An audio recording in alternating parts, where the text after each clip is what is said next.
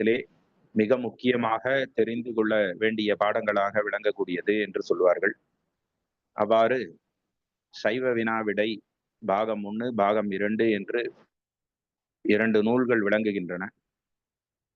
யாழ்ப்பாணத்து ஆறுமுக நாவலர் பெருமான் என்று சொல்லக்கூடிய சைவ சமயத்திலே ஒரு சிறந்த ஆசிரியர் பெருமானாராக இருந்தவர். இடைப்பட்ட காலத்திலே 18ஆம் நூற்றாண்டு காலத்திலே போர்த்துகீசியர்கள் மற்றும் ஆங்கிலேயர்களாலே பலவிதமான போர் மற்றும் துன்பங்களுக்கெல்லாம் உண்டாகி இலங்கையிலே சைவ சமயத்திற்கு பெரும் இடைஞ்சல்கள், இடையூறுகள் எல்லாம் அந்த காலத்திலே. அதனைத் தொடர்ந்து சைவ சமயத்தினுடைய ஞான நூல்கள் முதலானவைகளை எல்லாம் அறிந்து கொள்வதிலும் அந்த சைவ பெருமக்களுக்கு, சைவத்திலே இருக்கக்கூடிய பெருமக்களுக்கு சைவ சமயத்தை பற்றியும் அறிந்து கொள்வதற்கு பெருமளவு வாய்ப்பு இல்லாமல் போனது. ஒரு 30 வருட காலம் இந்த அந்நியரனுடைய துன்பத்தினாலே ஏற்பட்டதனாலே இந்த சைவ சமயத்தை பற்றிய அறிந்து கொள்வதற்கான வாய்ப்புகள் இல்லாமல் போன போது ஆறுமுக நாவலர் அவர்கள் எம்பெருமானுடைய திருவருளாலே பல சைவ நூல்களை எல்லாம் வெளியிட்டும், சைவ கல்வி நிலையங்களை எல்லாம் வெளியிட்டும், இந்த சைவ சமயத்தினுடைய அடிப்படை பெருமைகளையும் சைவ சமயத்தினுடைய அடிப்படைகளையும் அனைத்து சைவ பெருமக்களுக்கும் அறியும் வண்ணமாக பல நூல்களையும் இயற்றி, பல கல்வி நிலையங்களையும் கல்வி சாலைகளையும் இயற்றி வந்துள்ளார். அதிலே முக்கியமாக இருக்கக்கூடியது இந்த சைவ வினா-விடை பாகம் 1 மற்றும் பாகம் 2. வெறுமனே இந்த சைவ வினா-விடை மட்டும் பார்த்தோமேயானால் அது மிகவும் அடிப்படையாக இருக்கும் என்ற காரணத்தினாலே இந்த சைவ வினா-விடை பாகம் 1 மற்றும் 2 அடிப்படையாக கொண்டு அதனுடன் நமது ஆகம கருத்துக்கள் மற்றும் ஆகம கருத்துக்களிலே வரக்கூடிய இந்த சித்தாந்த விஷயங்களை எல்லாமும் அடிப்படையிலிருந்தே நாம் கற்றுக்கொண்டால் மெய்கண்ட சாத்திரங்களை பயில்வதற்கும் மற்றும் ஆகமத்தினுடைய ஞான பாதங்களை எல்லாம் கற்பது மற்றும் அல்லாமல் அதனை நமது அனுபவத்திலே கொண்டு வருவதற்கும் அனுபூதியை அடைவதற்கும் மிகவும் உபயோகமாக இருக்கும் என்று தீர்மானம் செய்யப்பட்டு முதலிலே இந்த சைவ வினா-விடை பாகம் 1 என்ற பகுதியிலே தொடர்ந்து செல்வோம். இந்த வகுப்புகளிலே வியாழக்கிழமை மற்றும் சனிக்கிழமைகளிலே சிவஸ்ரீ விக்னேச சிவம் மற்றும் அடியேனும் முதலிலே அடிப்படையான இந்த சைவ வினா-விடை பாகத்தை நாங்கள் இருவரும் பாடமாக சொல்ல இருக்கின்றோம். சென்ற வாரத்திலே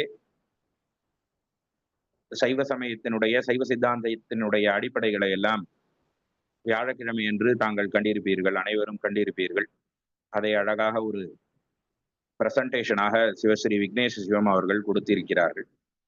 பொதுவாக இந்த சைவ சித்தாந்த பாடத்தை படிக்கும் பொழுது அதை சைவ சித்தாந்தத்தினுடைய கூறுகள் என்று சொல்வார்கள். கூறுகள் என்று என்றால் கேட்டல், தெளிதல், சிந்தித்தல், நிட்டை கூடுதல் என்று 4 படிநிலைகள் சொல்லப்படுகிறது. இந்த ஞான நூல்களை முதலிலே கேட்க வேண்டும். கேட்ட பிறகு நம் மனதிலே பல சந்தேகங்கள் எல்லாம் எழும். அவைகளை எல்லாம் நாம் தெளிவுபடுத்திக் கொள்ள வேண்டும். ஆக கேட்டல், 2வது நிலை தெளிதல், அடுத்தது சிந்தித்தல். அவற்றையே நாம் தினந்தோறும் இடைவிடாது சிந்தித்துக் கொண்டே இருக்க வேண்டும். அந்த ஞானங்களை எல்லாம்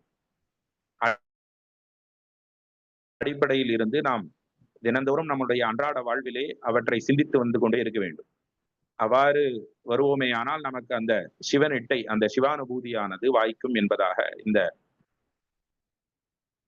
சைவ சித்தாந்தத்தினுடைய அடிப்படை கூறுகளாக கேட்டல், தெளிதல், சிந்தித்தல், நிட்டை கூடுதல் என்று 4 படிநிலைகள் சொல்லப்பட்டிருக்கின்றன. இந்த அடிப்படை பாடங்களை நாம் படிக்கும் பொழுது அவரவர்கள் வெறுமனே இதை கேட்பதோடு மட்டுமல்லாமல் சில குறிப்புகளை எடுத்துக்கொள்ள வேண்டும் என்று கேட்டுக்கொள்கிறேன். இப்பொழுது இந்த சைவ வினா விடை பாடத்தை மற்றும் மற்றும் ஸ்கிரீனிலே ஷேர் செய்கின்றேன். அதை பார்க்க முடியும். அதை ஒட்டிய கருத்துக்களை எல்லாம் நாம் தெரிந்து கொள்ள வேண்டிய கருத்துக்களை எல்லாம் கூடவே குறிப்பாக சொல்லும் பொழுது அவைகளை எல்லாம் நாம் குறிப்பெடுத்துக் கொண்டால் அது நாம் மீண்டும் மீண்டும் புனராவர்த்தி செய்வதற்கு, மீண்டும் அதை ரிவைஸ் செய்வதற்கு நமக்கு ஏதுவாக இருக்கும். அதனால் இந்த அடிப்படை பாடங்களின் போது கலந்து கொண்டிருக்கக்கூடிய அன்பர்கள் அதனை குறிப்பெடுத்துக் கொள்ளுமாறு கேட்டுக்கொள்கிறேன். இந்த அடிப்படை பாடங்கள் எல்லாம் முடிந்த பிறகு இந்த அடிப்படை பாடத்திலே கூகுள் மூலமாகவே ஒரு சூஸ் த பெஸ்ட் ஆன்சர் அப்படின்னு சொல்லுவாங்க இல்லையா, அந்த மாதிரி இதுல ஒரு இந்த சைவ வினாவிடை அப்படிங்கிறதே கேள்வி பதிலாகத்தான் அமைந்திருக்கும். அப்படி கிட்டத்தட்ட ஒரு 400 கேள்வி 2 பாகத்திலையும் சேர்த்து 400 கேள்விகள் கிட்ட வர்றது. ஸோ அதை அப்படி அந்த 400 கேள்விகளையும் ஒரு சூஸ் த பெஸ்ட் ஆன்சர் போல வைத்து இதில் கலந்து கொண்டிருக்கக்கூடியவர்கள் எல்லாம் அதிலே ஆன்லைனிலேயே அதை ஃபில் பண்ணி அவர்கள் ஒரு மார்க்கை தெரிந்து கொள்ளும்படியாக ஒரு சூஸ் த பெஸ்ட் ஆன்சர் இந்த வகுப்புகள் முடியும் பொழுது, அதாவது ஒரு மாத காலத்தின் இறுதியிலே அவை வைக்கலாம் என்று மனதிலே சிந்தித்துள்ளேன். இதை பற்றி ஆசிரியர்களிடமும் சக ஆசிரியர்களிடமும் கலந்து கொண்டு அவ்வாறு செய்யலாம் என்று இருக்கிறோம். இப்பொழுது நாம் நேரடியாக பாடத்துக்கு நாம் செல்வோமா?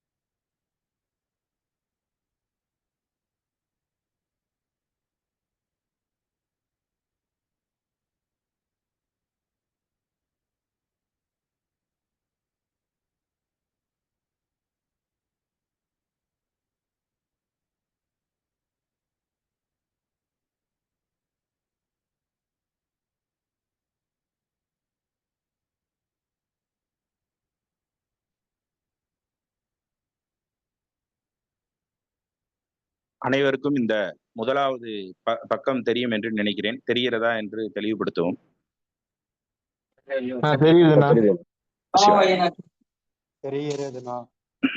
சிவாயனமா, நன்றி. இதிலே முதலாவதாக சொல்லப்பட்டிருக்கக்கூடியது சைவ வினாவிடையிலே முதல் கேள்வியாக கொடுக்கப்பட்டிருக்கக்கூடியது உலகத்திற்கு கர்த்தா யார்? அதற்கு பதிலாக சிவபெருமான் என்று சிவபரம்பொருளே இந்த உலகத்தை படைத்திருக்கின்றார், உலகத்திற்கு கர்த்தாவாக விளங்குகின்றார் என்பது சொல்லப்படுகிறது. இந்த உலகத்தை படைக்கின்றார் என்றால் உலகத்திலே எதையெல்லாம் சிவபெருமான் படைக்கின்றார் என்பதை நாம் தெரிந்து கொள்ள வேண்டும்.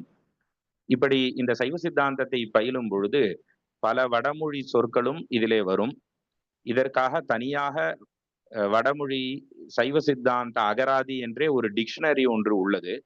அதை முழுவதும் அனைவராலும் பார்த்து பயில்வது என்பது மிகவும் கடினமாக இருக்கும் என்பதால் வகுப்பிலே அவ்வப்போது குறிப்புகள் எடுத்துக்கொண்டால் அனைவருக்கும் உபயோககரமாக இருக்கும் என்று நினைக்கிறேன். இந்த உலகத்தை சிவபெருமான் படைக்கிறார் என்றால் உலகத்திலே உலகம் என்று இங்கே சொல்லப்பட்டது என்ன என்றால் தனு ஆகிய உடல், நமக்கெல்லாம் இருக்கக்கூடிய உடல் எல்லாம் தனு என்று சொல்லப்படுவது. அடுத்தது கரணம் என்று சொல்லக்கூடியது, நாம் மனதினாலே சிந்தித்தல், புத்தியினாலே தெளிவுபடுத்தி கொள்ளுதல் முதலானவைகள் எல்லாம் கரணம் என்று சொல்லப்படும். அடுத்தது புவனம், நாம் இருக்கக்கூடிய இந்த உலகம். பொதுவாக ஆகம பாடசாலைகளிலே பயின்றோர்களுக்கெல்லாம் தெரியும், இந்த ஷடத்வன் ஞாசம் என்று சொல்லுவார்கள். அந்த ஷடத்வன் ஞாசம் என்று சுவாமிக்கு செய்யும் பொழுது 224 புவனங்கள் இருக்கின்றன, 224 புவனங்கள் இருக்கின்றன என்று சொல்லுவார்கள். அந்த புவனம் அது மட்டுமல்லாது போகங்கள், நாம் அன்றாடம் நாம் அனுபவிக்கக்கூடிய பொருள்கள் எல்லாம் போகங்கள் என்று சொல்லப்படுகிறது. இவை ஆக பரமேஸ்வரன் தனுவாகிய உடல்களை நமக்கு படைக்கிறார், நமக்கு கரணங்களை கொடுக்கின்றார், இந்த புவனங்களை எல்லாம் அவர் படைக்கின்றார், நமக்கு போகங்களை எல்லாம் அவர் வழங்குகின்றார். ஆக இந்த உலகத்தை அனைத்தையும் செய்யக்கூடியவர் யார் என்றால் சிவபெருமான். அவைகளையெல்லாம் தேவையான பொழுது, தேவையான இடத்தில், தேவையான இதை அவர் கொடுக்கின்றார். ஆக அவரே மீண்டும் அவற்றையெல்லாம் ஒடுக்குவதையும் செய்கின்றார். அதனால் அவர் கர்த்தா எனப்படுவார். உலகத்திற்கு கர்த்தா யாருன்னா சிவபெருமான். அவர் ஒருவரே அதற்கு கர்த்தாவாக விளங்குகின்றார் என்பது இந்த முதல் கேள்வியிலே நாம் அறிந்து கொள்கின்றோம்.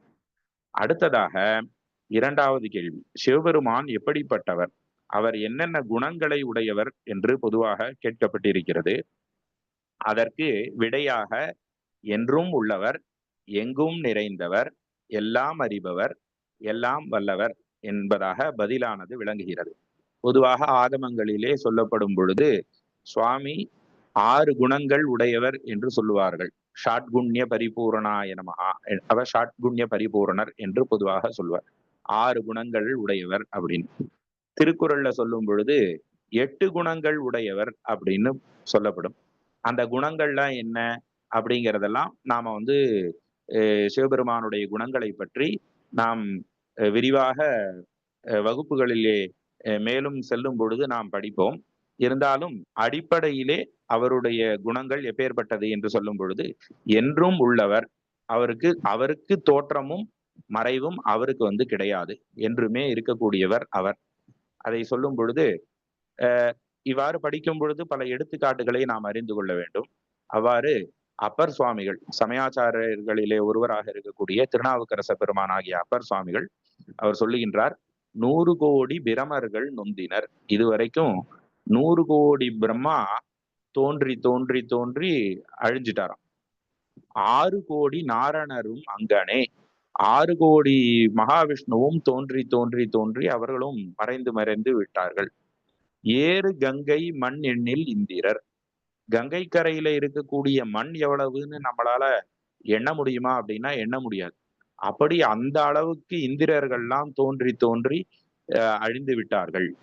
ஈரிலாதவன் ஈசன் ஒருவனே என்பதாக அப்பர் சுவாமிகள் அதனை குறிப்பிடுகின்றார்.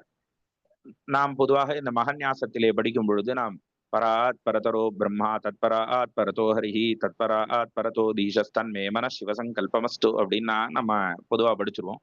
அப்ப பிரம்மா விஷ்ணு இவாளுக்கெல்லாம் தோற்றம் உண்டு, மறைவு உண்டு. ஆனால் இவைகள் எல்லாம் இல்லாதவர் தோற்றமும் மறைவும் இல்லாதவராக விளங்கக்கூடியவர் சிவபரம்பொருள்.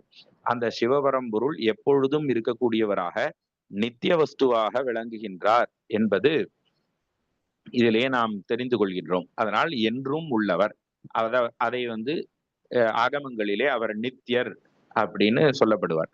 அடுத்ததாக எங்கும் நிறைந்தவர் அப்படிங்கிறது சர்வவியாபி அப்படிங்கிற பதத்தாலே ஆகமங்கள் குறிப்பிடுகின்றன. எல்லா இடத்திலும் நீக்கமர நிறைந்திருக்கிறார். அவர் இல்லாத ஒரு இடம் இல்லை அப்படிங்கிற அளவுக்கு எல்லா இடத்திலும் பரமேஸ்வரனானவர், சிவபெருமானானவர் நீக்கமர நிறைந்திருக்கின்றார் அப்படிங்கிறதை குறிக்கிறது. இது சர்வவியாபி, சுவாமி சர்வ வியாபகர் அப்படின்னு சொல்லப்படுகிறது. அடுத்ததாக சர்வஜர், எல்லாம் அறிபவர் அப்படின்னு அடுத்தது சொல்லப்படுகிறது. இந்த எல்லாம் அறிபவர்னா நம்ம பொதுவா சொல்லிட்டு விடுவோம் எல்லாம் அறிபவர் அப்படின்னு. ஆனா இந்த மாதிரி பாடங்கள் இதெல்லாம் படிக்கும் பொழுதுதான் அதை எப்பேற்பட்டதாக நாம தெரிந்து கொள்ள வேண்டும் அப்படின்னா, இப்ப நாம் ஒரு இடத்துல அமர்ந்து கொண்டிருக்கிறோம், நம்ம ஏதோ ஒரு டிவி பார்க்குறோம், இல்லை ஏதோ ஒரு புஸ்தகம் படிச்சுட்டு இருக்கோம் அப்படின்னா, நம்மளுடைய முதுகுக்கு பின்னாடி ஏதோ ஒரு நிகழ்வு ஒண்ணு நடக்கிறது அப்படின்னா கூட நம்ம திரும்பி பார்க்காம அது என்ன நடக்குது அப்படிங்கிறத நம்மளால அறிந்து கொள்ள முடியாது. சோ நம்மளுக்கு பின்னாடி இருக்கக்கூடிய ஒரு பொருளையே நம்மளால அது மேல கவனம் செலுத்தலைன்னா நம்மளால அறிந்து கொள்ள முடியாது. பக்கத்து ரூம்ல ஏதோ ஒரு நிகழ்வு நடக்கிறது அப்படின்னா அதையும் நம்மளால அதோட ஏதோ ஒரு குறி இல்லைன்னா, அதாவது ஒரு சத்தம் வரணும், இல்ல ஏதாவது ஒரு இது இருந்தா தான் நம்மளுக்கு அதை அறிந்து கொள்ள முடியும். அப்படியே இருந்தாலும் நம்ம அங்க போய் பார்த்துதான் நாம அதை என்ன பண்ண முடியும், நம்மளால அறிந்து கொள்ள முடியும். ஆனா அதே போல நேத்தி நடந்தது நம்மளுக்கு இன்னைக்கு ஞாபகம் இருக்குமானா சிலது இருக்கும், சிலது இருக்காது. இன்னைக்கு நடக்கிறது நாளைக்கு ஞாபகம் இருக்குமான்னா சிலது இருக்கும், சிலது இருக்காது. நாளைக்கு என்ன நடக்க போறது அப்படிங்கிறதும் நம்மளுக்கு தெரியவே தெரியாது. இவ்வாறு நம்மளுடைய அறிவின் ஆற்றல், நாம் அறியக்கூடிய தன்மைங்கிறது ரொம்ப ரொம்ப ரொம்ப சிற்றறிவு. ஆனால் இந்த அ அனைத்து ஆரம்ப காலத்திலேருந்து ஆரம்பம்னே ஒண்ணு இல்ல. அதனால தான் அனாதி அப்படின்னு சொல்லக்கூடியவர், எல்லா காலத்திலும், எல்லா இடத்திலும், எப்பொழுதும் என்னென்ன நடக்கிறது, என்ன நடந்தது, என்ன இனி நடக்கும் என அனைத்தையும் அறிந்தவர் அப்படிங்கிறதுனால பரமேஸ்வரனுக்கு எல்லாம் அறிபவர்ன்னு சொல்லக்கூடிய சர்வஜர் அப்படிங்கிறதாக அந்த பொருளை நாம் அறிந்து கொள்கின்றோம். இதை இன்னொரு விசேஷமா பார்க்கிறோம் அப்படின்னா, நாம ஒரு ஒரு சமயம் தூங்கிட்டு இருக்கோம். இரவு காலத்துல நம்ம ஒரு 10 மணிக்கு படுத்து நம்ம தூங்குறோம். ஆ ஒரு 11 மணிக்கு ஆத்துக்கு 4 பேர் உறவினர்கள் வர்றாங்க. வந்துட்டு உடனே கிளம்பிட்டாங்கன்னா, நம்ம தூங்கிட்டு இருக்கும் பொழுது அவங்க வந்துட்டு போறதுங்கிறது நம்மளுக்கு தெரியாது. ஆனா, அவருக்கு ஊன், உறக்கம் இதெல்லாம் எதுவுமே கிடையாது. எப்பொழுதும் இருக்கிறதுனால, எல்லா காலத்திலும், எல்லா இடங்களிலும், எப்போதும் அனைத்தையும் அறிந்து கொள்ளக்கூடியவராக சுவாமி விளங்குகின்றார். பரமேஸ்வரன் விளங்குகின்றார். இப்ப அ பிரளய காலம் அப்படின்னு எடுத்துக்கிறோம். அந்த பிரளய காலத்துல முதல்ல பிரம்மா விஷ்ணுவுல ஒடுங்கிருவார். விஷ்ணு ருத்ரர்ல ஒடுங்கிடுவார். ருத்ரர் மகேஸ்வரனிடத்திலே ஒடுங்கிடுவார். இப்படின்லாம் சொல்லுவா. அப்படி சொல்லும் பொழுது, இந்த பிரம்மா ஒடுங்கினதுக்கு அப்புறம் என்ன நடக்குதுங்கிறது பிரம்மாவாலேயே தெரிந்து கொள்ள முடியாது. அதே போல விஷ்ணு ருத்ரரிடத்திலே ஒடுங்கிய பிறகு என்ன நடக்குதுன்னு விஷ்ணுவினாலையும் அறிந்து கொள்ள முடியாது. இப்படி அனைத்து உலகமும் சக்தியினிடத்திலே ஒடுங்கி, சக்தியானவள் சிவத்தினிடத்திலே ஒடுங்கிறது அப்படிங்கிறது சர்வ சம்ஹார காலத்துல அப்ப சிவபெருமான் மட்டுமே இருப்பார். அப்ப இந்த ஒடுக்கத்துக்கு பிறகு என்ன நடக்குதுங்கிறது யாருக்குமே தெரியாது. கடைசியா மிச்சமா இருக்கிறது, மீதியா இருக்கிறது ஒரே ஒருத்தர் தான். பிரளய காலத்திலையும், அதாவது மகா பிரளய காலத்திலும், சர்வசம்ஹார காலத்திலும் அவர் ஒருவரே இருப்பார். அப்ப நடக்கிறதும் என்னங்கிறது அவருக்கு மட்டும்தான் தெரியுங்கிறதுனால, அனைத்து விதமான ஞானங்களையும் அறியக்கூடியவர்ங்கிறதுனால அவர் சர்வஜர் அப்படின்னு அவருக்கு அவருடைய குணமாக அது சொல்லப்பட்டது. அடுத்ததாக எல்லாம் வல்லவர் அப்படிங்கிறது நம்மளுடைய சக்திக்கு தகுந்தவாறு தான் நம்மளால செய்ய முடியும். நம்மள்ட்ட இவ்வளவு இருக்குன்னா இதுக்கு தகுந்ததை தான் நம்மளால செய்ய முடியும். ஆனால் அவருக்கு அளவிலாத சக்தி, அளவிலாத ஆற்றல் முதலானவைகள்லாம் இருக்கிறதுனால அனைத்தையும் அவரே இயக்குகின்றார். அப்படிங்கிற அந்த தன்மை, அவனின்றி ஒவ்வொரு அணுவும் அசையாது அப்படின்னு நம்ம எல்லாம் சொல்றதெல்லாம் கேள்விப்பட்டிருப்போம். அப்படி சர்வ கர்த்தா, அனைத்தையும் இந்த உலகத்தில் ஆட்டுவிப்பவர். ஆட்டுவித்தால் யார் ஒருவர் ஆடாதாரோ, காட்டுவித்தால் யார் ஒருவர் காணாதாரோ அப்படின்னு அனைத்தையுமே ஈசன் அருள் இல்லாமல் இந்த உலகத்துல எதுவுமே நடக்காது. அப்படி அனைத்தையும் நடத்த வல்லவர் அப்படிங்கிறதாக அவர் சர்வகர்த்தா அப்படிங்கிறது பரமேஸ்வரனுடைய குணங்கள்ல சிறப்பாக சொல்லப்பட்டது. இவ்வாறு இரண்டாவது கேள்வி முடிந்து அடுத்ததாக மூன்றாவது கேள்வியாக சொல்லப்படுவது, சிவபெருமான் ஆன்மாக்களுக்காக செய்யும் தொழில்கள் யாவை அப்படின்னு அதற்கு விடை அடிப்படையா படைத்தல், காத்தல், அழித்தல் என்ற மூன்றும் அப்படின்னு மட்டும் அதுல கொடுத்திருக்கா. நாம ஆகமங்கள்ல எல்லாம் பொதுவா சொல்லக்கூடிய விதத்துல பஞ்சகிருத்தியம் சுவாமி பண்றார் அப்படிங்கிறது பொதுவா எல்லாத்துக்கும் தெரியும். படைத்தல் சிருஷ்டி, காத்தல் ஸ்திதி, அழித்தல் அல்லது ஒடுக்குதல்ங்கிறது சம்ஹாரம், அடுத்தது மறைத்தல்னு சொல்லக்கூடியதாகிய திரோதானம், அடுத்தது அருளல்னு சொல்லக்கூடியதாகிய அனுகிரகம். சோ இப்ப இதுல 3 இருக்கு. அந்த திரோதானமும் அனுகிரகமும் இது கூடயே சேர்த்துக்கலாம். இதை தனியா குறிப்பெடுத்து எழுதும் பொழுது அந்த திரோதானத்தையும் அனுகிரகத்தையும் நாம சேர்த்துக்கலாம். படைத்தல் அப்படின்னா இந்த உலகை அனைத்தையும் சுவாமி படைக்கிறார். உயிர்களை சுவாமி படைப்பதில்லை. சித்தாந்தத்தினுடைய முதல் கோட்பாடு இதை புரிந்து கொள்ளணும். உயிர்களை சுவாமி படைப்பதில்லை. ஆனால் உயிருக்கு உண்டான உடல் முதலானவற்றை சுவாமி படைக்கிறார். அப்ப சுவாமி உலகங்களை அனைத்தையும் படைக்கிறார். உயிரை சுவாமி படைப்பது இல்லை. சுவாமி எப்ப இருக்காரோ அப்ப உயிரும் இருக்கு. அப்படி இந்த சரி, அப்ப சம்ஹார காலத்துல இந்த உயிர்லாம் எங்க போகும், என்ன பண்ணும் அப்படிங்கிறது நம்மளுக்கு ஒரு கேள்வி வரும். அப்ப என்ன ஆகும் அப்படின்னா, சம்ஹார காலத்துல முக்தான்மாக்கள் எல்லாம் பரமேஸ்வரனிடத்திலே ஒடுங்கி இருக்கும்.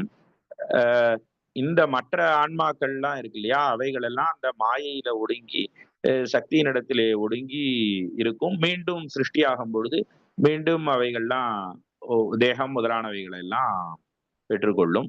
அத பத்தி விரிவா அத ரொம்ப குழப்பத்துல வச்சுக்க வேண்டாம். அத அடிப்படையா தெரிஞ்சுக்கோங்க. அப்புறம் பின்னாடி நாம வகுப்புகள்ல பார்க்கும்போது அதை தொடர்ந்து செய்வோம். தொடர்ந்து அதை சிந்திப்போம்.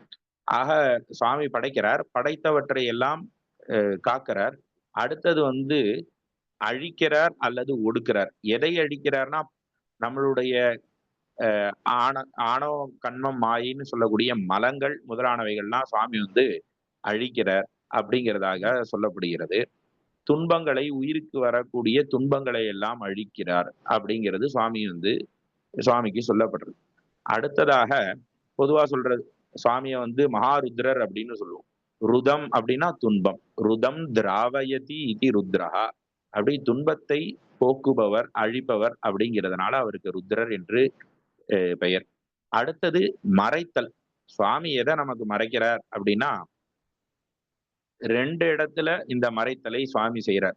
ஒன்ன மறைச்சு இன்னொன்ன காட்டுறது, இன்னொன்றை மறைத்து இதை காட்டுறது. ஒரு எடுத்துக்காட்டுக்கு சொல்லணும் அப்படின்னா, நம்ம உலகியல் பொருள்கள் மேல எல்லாம் நம்மளுக்கு நிறைய விருப்பம் இருக்கு. நான் நிறைய காசு சம்பாதிச்சுக்கணும், நிறைய வந்து வீடு இதெல்லாம் பெருசா கட்டிக்கணும், ரொம்ப சௌகரியமான போகிய பொருள்களோட நாம வாழணும் அப்படின்லாம் நமக்கு அதிகமா ஆசை இருக்கும் பொழுது அதுக்கு உண்டான வழிகளை எல்லாம் சாமி காட்டுவார். ஆனா தன்னை மறைச்சுப்பார். அதே சுவாமி மேல நமக்கு அதிகமான பக்தி வந்துருது, சுவாமி இல்லாம நாம இருக்க மாட்டோம் அப்படின்னு நினைக்கக்கூடிய அந்த பக்தியில ஜாஸ்தியா போக போக போக இந்த உலகியல நமக்கு மறைப்பார், உலக பொருள்களை மறைப்பார்.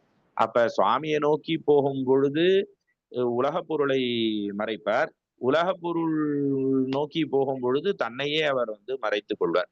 இது மறைத்தல்ங்கிறதுக்கு அடிப்படையாக சொல்லக்கூடிய விஷயம். இதை பற்றி விரிவாக நாம் வகுப்புகளிலே நாம் இது சிந்திப்போம். அதுதான் மறைத்தல்னு சொல்லக்கூடியது. அடுத்தது வந்து அருளல். அருள் அருளை கொடுக்கிறது அப்படிங்கிறது சுவாமி பரமேஸ்வரன் முக்தியை அருள்வது அவர் ஒருவரே. சிவபெருமான் ஒருவரே மோட்சத்தை கொடுக்கக்கூடிய, எத்தனையோ தேவர்கள், எத்தனையோ தெய்வங்கள் இருந்தாலும் இந்த மோட்சத்தை கொடுக்கக்கூடிய தெய்வம் வந்து பரமேஸ்வரன் ஒருவர் தான். சிற்சபா நாயகம் வந்தே சிந்தாதிக பலப்பிரதம் அப்படின்னு நாமெல்லாம் இந்த நடராஜர் சகஸ்ரநாமம் கேட்டிருப்போம். சிதம்பரத்துல போடுவா, பல இடங்கள்ல கூட எல்லாரும் கேட்டிருக்கிறதுக்கான வாய்ப்பு இருக்கு. அதை ஆரம்பிக்கும் பொழுது முதல்ல சொல்றது இதுதான், சிற்சபா நாயகம் வந்தே சிந்தாதிக பலப்பிரதம் அப்படின்னு. அந்த சிந்தாதிக பலப்பிரதம், சிந்தனைக்கு எட்டாத பலனை தரக்கூடியவர் அப்படிங்கிறதுக்கு அந்த சிந்தாதிக பலப்பிரதம் அப்படின்னு பேரு. அப்படி நமக்கு சிந்தனைக்கு எட்டாதது என்ன அப்படின்னா அந்த மோட்சம் தான். ஏன் அப்படின்னா மற்றதை பற்றி நாம கற்பனை செய்து கொண்டு கொள்ள முடியும். ஒரு எடுத்துக்காட்டுக்கு நமக்கு ஒரு 50 கோடி ரூபாய் நம்ம கையில பணம் இருக்குன்னா எப்படி எல்லாம் நம்ம வாழலாம் அப்படிங்கிறத வந்து நாம கற்பனை பண்ணி பார்க்க முடியும். ஆனா இப்படி எல்லாம் இருக்கும். இந்த மோட்சம்ங்கிறது வந்து எப்படி இருக்கும் அப்படிங்கிறத வந்து யாராலையுமே கற்பனையே பண்ணி பார்க்க முடியாது. ஏன்னா நம்ம அடைஞ்சது அந்த மோட்சத்தை நாம அடைந்ததில்லை. அதனால நாம வந்து அதை கற்பனையே செய்து பார்க்க முடியாது. அப்படி அந்த கற்பனைக்கு எட்டாத பொருளாகிய அந்த மோட்சத்தை அனுகிரகம் பண்றக்கூடியவர் யாருன்னா பரமேஸ்வரன். அதனால அவர் அனுகிரக கர்த்தாவா இருக்கார். அந்த உயிர்கள் எல்லாம் தன்னை வந்து மோட்சம் அடையணும் அப்படிங்கிறதுக்காகத்தான், அவருடைய அருளால தான் எல்லாமே நம்மளுக்கு வந்து கிடைக்கிறது. இவ்வாறு இந்த இந்த கேள்வியை திருப்பி ஒரு தரம் பார்த்தோம்னா, சிவபெருமான் ஆன்மாக்களுக்கு செய்யும் தொழில்கள், இந்த ஆன்மாக்களுக்கு கடை தேர வேண்டும் அப்படிங்கிறதுக்காக இந்த பஞ்சகிருத்தியங்களை எல்லாம் செய்யறார். அவை நாம பார்த்துட்டோம். அடுத்ததாக 4வது கேள்விக்கு போலாம். சிவபெருமான் இந்த 3 தொழில்களையும் எதை கொண்டு செய்வார் அப்படின்னு கேள்வி. பதில், தமது சக்தியை கொண்டு செய்வார் அப்படின்னு. இந்த 3 தொழில் அப்படிங்கிறத நாம ஏற்கனவே பஞ்சகிருத்தியம்னு பார்த்துட்டோம். அந்த பஞ்சகிருத்தியத்தையும் சுவாமி எப்படி பண்றார் அப்படிங்கிறத சக்தியோடு கூடிதான் அதை செய்கின்றார் அப்படின்னு சொல்லப்படுகிறது. இந்த பஞ்சகிருத்தியங்களை சுவாமி செய்யும் பொழுது சக்தியோடு கூடி செய்யறத பல இடங்கள்ல நாம பார்க்கிறோம். சித்தாந்த சாஸ்திரங்கள்ல பல இடங்கள்ல அதை பத்தி வரும். தன்னிலைமை, மண்ணுயிர்கள், சாரத்தரும் சக்தி பின்னமிலான் எங்கள் பிரான். சுவாமி தன்னில் பிரிவிழா எங்கோமான் முன்னி அவள் நமக்கு முன் சுரக்கும் மின்னருளேன்னு திருவம்பாவையில வரும். அதே போல சக்தி பின்னமிலான் எங்கள் பிரான். சுவாமி சக்தியின் இடத்திலேருந்து பின்னமில்லாமல்னா சக்தியை விட்டு பிரியாமல் தான் எப்போதும் சுவாமி இருப்பார். அப்ப சுவாமியும் அம்பாளும் எப்படி இருக்கா அவளை சொல்லும் பொழுது எளிமையா ஆகமங்கள் அர்த்தநாரீஸ்வரர் அப்படிங்கிறதாக ஒரு மூர்த்தத்தையே ஆகமங்கள்ல சுவாமி காட்டிட்டார். அப்ப பிரிக்க முடியாம இருப்பார். எப்படி பிரிக்க முடியாமன்னா, சூரியன்ல இருந்து ஒளியையும் நம்மளால பிரிக்க முடியுமானா பிரிக்க முடியாது. அந்த சூரியன் எப்ப இருக்கோ அப்ப ஒளியும் அப்ப இருக்கு. அதே போல பாலிலிருந்து சுவையை நம்மளால பிரிக்க முடியாது. அது போல சிவமும் சக்தியும் இருக்கிறது. மலரும் மனமும் போல புஷ்பத்திலேருந்து அதனுடைய வாசனையை நம்மளால பிரிக்க முடியுமா அப்படின்னா அப்படி பிரிக்க முடியாது. ஆக சுவாமி எப்படி இருக்காரோ அப்படியே சுவாமியினிடத்திலிருந்து பிரித்திலாத சக்தியானவள் விளங்குகின்றாள். அந்த சக்தியை கொண்டுதான் சுவாமி இந்த பஞ்சகிருத்தியங்களாகிய படைத்தல், காத்தல், அழித்தல், மறைத்தல் மற்றும் அருளல் ஆகியவற்றை செய்கின்றார். இந்த படைத்தல், காத்தல், அழித்தல் இவைகளையெல்லாம் செய்யும் பொழுது, பஞ்சகிருத்தியத்தை செய்யும் பொழுது இந்த சக்தியானவள் 5 பெயர்களாலே குறிக்கப்படுவதாக வாதுள சுத்தாக்கியம், வாதுளாகமத்தினுடைய ஒரு உபாகமம், 28 ஆகமங்கள்ல 28வதாக விளங்கக்கூடிய வாதுளாகமத்தினுடைய ஒரு உபாகமமாக விளங்கக்கூடியது வாதுள சுத்தாக்கியம்னு சொல்லக்கூடியது. அந்த வாதுள சுத்தாக்கியத்துல வரக்கூடிய அது முழுவதும் ஞானபாதம் அதிலே மிகவும் சிறப்பான பகுதியாக இந்த வாத்துள சுத்தாக்கியத்திலே விளங்குகிறது. அதிலே அழகாக சொல்லப்பட்டிருக்கின்றது, பராசக்தி சஹசிராம்சாத்து ஆதிசக்தி. பராசக்தியினுடைய 1000ல் ஒரு கூறிலிருந்து ஆதிசக்தி, ஆதிசக்தியினுடைய 1000ல் ஒரு கூறிலிருந்து இச்சாசக்தி, இச்சாசக்தியிலிருந்து 1000ல் ஒரு கூறிலிருந்து ஞானசக்தி, ஞானசக்தி 1000ல் ஒரு கூறிலிருந்து கிரியாசக்தின்னு 5 விதமாக இந்த சக்தியினுடைய தன்மை சொல்லப்பட்டிருக்கு. இது என்ன இது 5 விதமான சக்திகளா இவைகள் அப்படின்னா அப்படி கிடையாது. ஒரே சக்தி தான் செய்யக்கூடிய தொழிலினுடைய வேறுபாட்டால், சுவாமியோடு சேர்ந்து செய்யக்கூடிய இந்த பஞ்சகிருத்தியத்தினுடைய வேறுபாட்டாலே பராசக்தி அனுகிரகம் செய்யும் பொழுது பராசக்திங்கிற பேரை, சுவாமியோட சேர்ந்து அனுகிரகம் செய்யும் பொழுது பராசக்திங்கிற பேர்ல செய்யலாம். அதே உயிர்களுக்கு மறைத்தலை செய்யும் பொழுது ஆதிசக்தி அப்படிங்கிற பெயர்ல செய்யலாம். அதே ஒடுக்கத்தை செய்யும் பொழுது, அழித்தலை செய்யும் பொழுது இச்சாசக்தி அப்படிங்கிற பெயர்ல செய்யலாம். அதே போல காத்தல் செய்யும் பொழுது ஞானசக்திங்கிற பெயர்லையும், அதே போல படைத்தலை செய்யும் பொழுது கிரியாசக்திங்கிற பெயர்லையும் அந்த சக்தி ஒருவளே அந்த பஞ்சகிருத்தியத்தையும் செய்யறா அப்படிங்கிறதாக ஆகமங்கள் குறிப்பிடுகின்றன. இந்த சிவபூஜா ஸ்தவம் அப்படின்னு சொல்லிட்டு ஞானசம்பு சிவாச்சாரியாரால இயற்றப்பட்டது.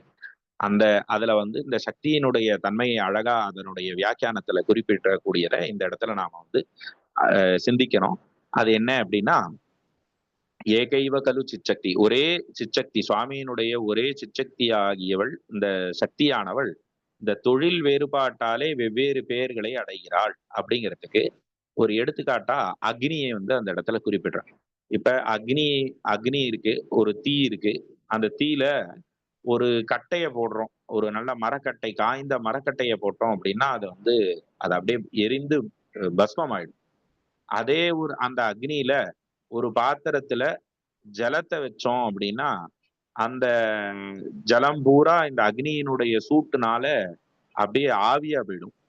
அதே அந்த பாத்திரத்துல வச்ச ஜலத்துக்குள்ள கொஞ்சம் அரிசிய போட்டோம் அப்படின்னா அந்த சூடு அதிகமாக அந்த அரிசியானது வெந்து ஒரு பக்குவ நிலையை அடையும். அதே போல இந்த அக்னியில கொஞ்சம் உப்பு அள்ளி போட்டோம் அப்படின்னா, இல்ல மிளகு அள்ளி போட்டோம்னா அப்படியே பட்டு பட்டு பட்டு பட்டுன்னு வெடிக்கும். ஆக ஒரே அக்னி கட்டையை சாம்பலாக்குகிறது, அதே போல நீரை ஆவியாக்குகிறது, கடினமாக இருந்த அரிசியை சமைத்து பக்குவமாக்குகிறது, உப்பு மிளகு முதலானவற்றை வெடிக்க செய்கிறது. அப்ப அதனுடைய தொழில் வேறுபாட்டோட அது வெடிக்கிறது, இது வேகுது, இது எரியுது இது சாம்பலாயிடுது. இப்படிலாம் நம்ம எப்படி அந்த தொழில் வேறுபாடுங்கிறத சொல்றோமோ, அது போல ஒரே அக்னி எப்படி இந்த 4த்தையும் செய்யறதோ, அது போல இந்த சக்தியானவள் அந்தந்த தொழிலை சுவாமியோடு இருந்து செய்யும் பொழுது அந்தந்த பெயரை அடைவதாக ஆகமங்கள் குறிப்பிடுகின்றன. இன்னொரு எடுத்துக்காட்டுக்கு சொல்றோம் அப்படின்னா, ஒரு பெரிய சிவாலயம் இருக்கு அப்படின்னா, அங்க ஆதிசைவர்கள் நெறைய பேர் பூஜை பண்ணுவாங்க. அப்படி பூஜை பண்ணக்கூடிய ஆலயங்கள்ல பார்த்தீங்கன்னா, ஒரே ஆச்சாரியர் இருப்பார். அவர் அந்த கும்பாபிஷேகம் முதலானவைகளை எல்லாம் ஏற்று ஏற்று செய்யும் பொழுது, அவர் அதுக்கு தலைமை பொறுப்பு எடுத்துக்கும் பொழுது, சர்வசாதகர் அப்படிங்கிற பெயரை அவர் எடுத்துக்கிறார். அதே போல ஒரு யாகத்துல அவர் ஆச்சாரியரா இருந்து செய்யும் பொழுது, யாக கிரியை அவர் செய்யும் பொழுது, ஆச்சாரியர்ங்கிற பெயரை அடைகிறார். அவரே அந்த இன்னொரு ஆச்சாரியருக்கு கூட இருந்து மந்திரங்களை எல்லாம் சொல்லி அவர்கள் கிரியைகளை செய்ய வைக்கும் பொழுது, அப்ப சாதகர்ங்கிற பெயரை அடைகிறார். அதே போல அஹ் யாகசாலை இப்படி அமைத்துக் கொள்ளலாம். இப்படி இப்படி குண்டங்கள் இப்படி அமைக்க வேண்டும். அஹ் அங்குரார்ப்பணம் செய்வதற்கு இத்தனை பாலிகைகள் வச்சுக்கலாம். 12 பாலிகை வச்சுக்கலாமா? 24 பாலிகை வச்சுக்கலாமா? அதுக்குடைய அளவு என்ன? என்ன ஏது? இப்படிங்கிறதையெல்லாம் ஒரு முடிவு பண்ணி கூட இருந்து செய்யும்போது போதகாச்சாரியார் அப்படிங்கிற பெயரே எடுத்துக்கிறார். சரி, ரைட். அதே சுவாமிக்கு அவர் அபிஷேக காலத்துல அன்னைக்கு ஒரு முறக்காரா பூஜைக்காரா இருக்கா, அவளுக்கு கூட இருந்து பால் எடுத்து கொடுக்குறார், பஞ்சாமிரத்தை கூட இருந்து எடுத்து கொடுக்குறார், தயிர் எல்லாம் எடுத்து கொடுக்கும் பொழுது அப்ப அந்த பரிச்சாரகர் தீபங்களை எல்லாம் பொறுத்துக்கும்.